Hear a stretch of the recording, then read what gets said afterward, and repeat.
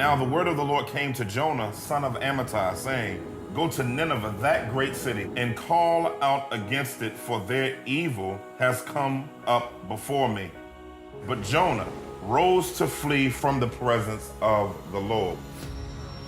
And so Jonah has made a grave error in his judgment for his lack of compassion for broken and lost people. Where do we see that in our church? Where do we see that in our day? Many times we have configured in our minds who God should save and who God shouldn't save based on how comfortable I am with engaging them.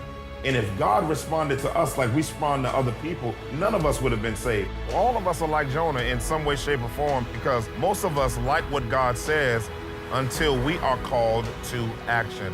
And so God says, I'm going to make sure that the very thing that you're trusting in breaks apart. I pray that God doesn't have to send a storm to get our craziness back on the path that he's called us to be in on.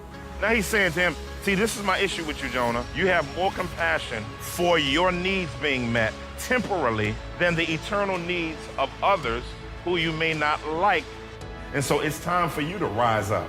You need to wake up and arise up to your need to respond to God in biblical obedience. And so in order for us to repent, guess what we have to do? We have to let go of some stuff that may corrode our ability to maximize our walk with God through Jesus Christ and our relationship with him. Let's make the love of God primary. And because he's loved me, I want to go love others. And I want to go proclaim the greatness of his love to as many people as possible.